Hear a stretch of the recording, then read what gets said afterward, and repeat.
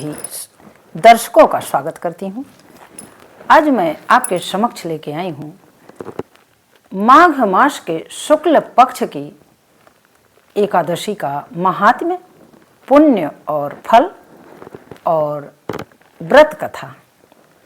तो बहुत ही अनुपम कथा है, बहुत ही पुण्य फल का स्रोत है, सागर है।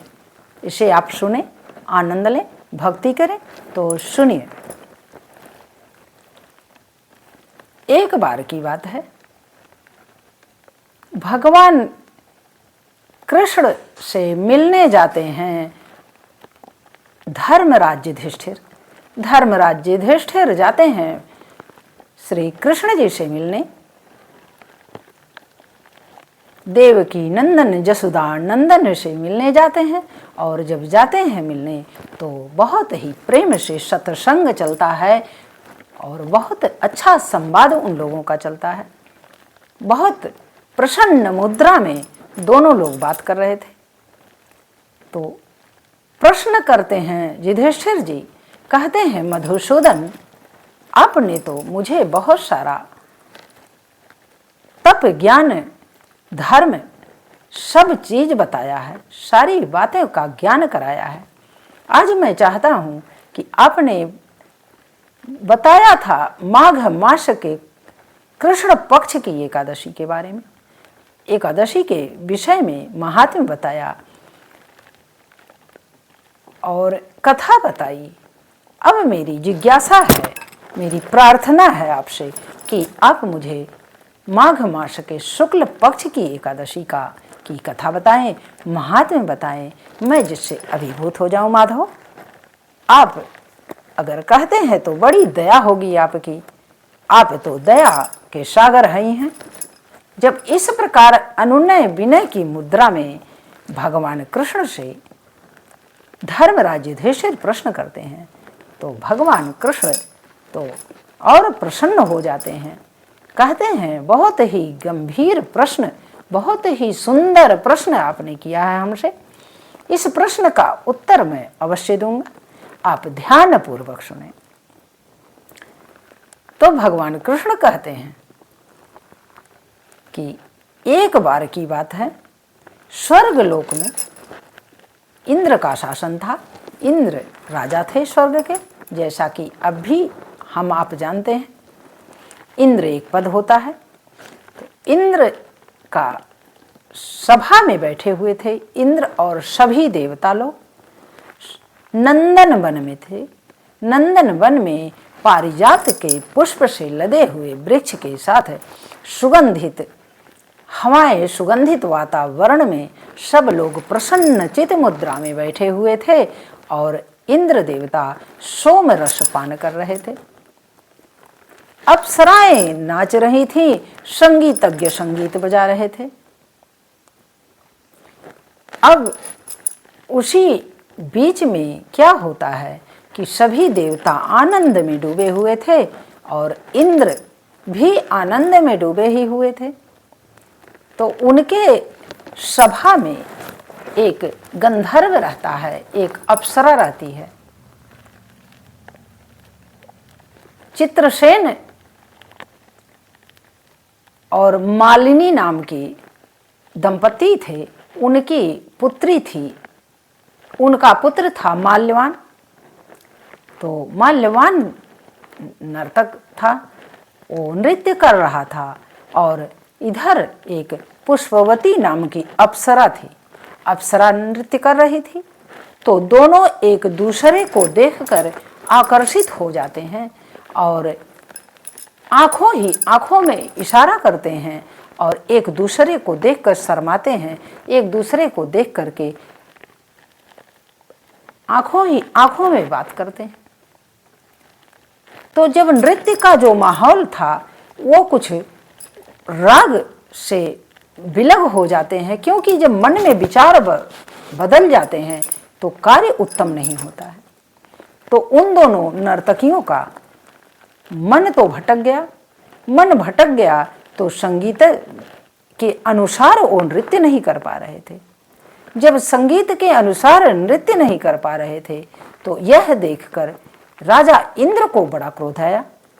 राजा इंद्र इतना क्रोधित हो गए, उन्होंने कहा, ये मेरा अपमान कर रहा है, इसे ऐसा नहीं करना चाहिए। यह मेरा अपमान ही है कि आप सही ढंग से कार्य को नहीं कर रहे हैं। आपको तो पूरी तन्मयता से, पूरी ईमानदारी से कार्य को संपन्न करना चाहिए। इस बात से इंद्र क्रोधित होकर के उन दोनों को श्राप दे देते हैं। और श्राप क्या देते हैं कि जाओ, तुम लोग अपने प्रेम में इतने व्याकुल हो तो तुम प्रेमी और प्रेयसी दोनों पिशाची योनि में चले जाओ। ना तुम्हें जगह मिलेगी, ना भोजन मिलेगा, ना राग मिलेगा, ना अनुराग मिलेगा। जाओ तुम वहीं भोगो अपना कर्म। जब इस प्रकार ये श्राप दे देते हैं तो वो बहुत अनुनय विनय करते हैं कि प्रभु ऐसा ना करें, मुझसे गलती जरूर हुई है, अपराध हो गया है, किंतु हमें क्षमा कर दें। किंतु इंद्र ने क्षमा नहीं किया। जो निकल गया वाणी वो कहाँ वृथा होने वाली है। अब दोनों उसी क्षण पिशाच योनि में चले गए। जब पिशाच योनि में चले जाते हैं तो उन्हें ना अन्न मिलता है, ना जल मिलता है, क्योंकि उनके पास शरीर ही नहीं था। जब शरीर ही नहीं है तो आत्मा किसी चीज का भोग कैसे भोग सकती है। चाहे दुख हो, चाहे सुख हो, सारे ऐश्वर्य हो आपके पास, अगर शरीर नहीं है तो आप बिना शरीर के कुछ नहीं प्राप्त कर सकते। परमात्मा ने इसीलिए शरीर का निर्माण किया कि शरीर से ही आप कुछ भोग सकते हैं। प्रेत योनि एक ऐसी योनि है, सबसे निकृष्ट योनि है कि उससे कुछ भी नहीं हो सकता। जब शरीर ही नहीं है तो प्राप्त क्या होगा। अब इस प्रकार वो लोग चले जाते हैं हिमालय पर। हिमालय पर्वत पर प्रेत योनि में भटकते हैं इधर से उधर। बहुत दिन बीत जाते हैं, किंतु उन लोगों को यही चिंता रहती कि हम क्या करें। प्रायश्चित करते कि हमें क्या करना चाहिए, किस प्रकार हम लोग ऐसा कोई कार्य परमात्मा करवा दे कि जिससे हमारा इस योनि से हम मुक्त हो जाएं, हम पुनः स्वर्ग में जाएं अथवा परम धाम को चले जाएं, जीवन से ही मुक्ति पालें। ऐसा सोचते विचारते, लेकिन कुछ नहीं होता, क्योंकि ना शरीर है, ना भगवान का नाम जप पाओगे, ना कुछ कर पाओगे। अब प्रेत योनि में वो अपना विचार बनाते और मंथन करते, किंतु होता कुछ नहीं। दोनों साथ साथ रहते। कई वर्ष बीत गए। जब कई वर्ष बीत जाते हैं तो एक दिन की बात है, माघ मास की ठंडक की रात थी और उस दिन था एकादशी व्रत, शुक्ल पक्ष की एकादशी, जो जया एकादशी कहलाती है। भगवान कृष्ण ने धर्मराज युधिष्ठिर से बताया कि इस एकादशी का नाम जया एकादशी है। ये जय कराती है, सारे संकट को दूर करने वाला, पाप सभी पापों से मुक्त करने वाली ये एकादशी है। ब्रह्म हत्या तक का ये अपराध को से मुक्त करने वाली है। अगर हम अपने जीवन में प्रायश्चित कर लें, प्रायश्चित करने के उपरांत इस व्रत का नियम संयम से पालन करें, भगवान विष्णु की का जप करें और जागरण करें, प्रभु के चरण में अपने मन तन धन सबको लगा दें, तो हमारा अवश्य परम धाम के अधिकारी हम बन जाएंगे। अब उस दिन बात क्या हुई कि ये कड़कड़ाती ठंड थी, माघ मास के शुक्ल पक्ष की एकादशी का दिन था। इन्हें कुछ नहीं मिला, ना कुछ खाने को मिल रहा, ना पीने को मिल रहा।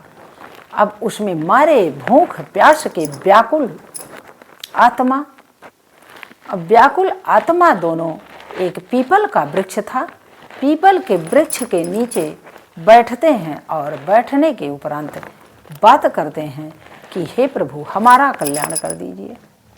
अब मैं बहुत अपने अपराध को भोग चुका हूँ, अब मुझसे नहीं सहा जाता, मैं इस जीवन से ऊब गया हूँ।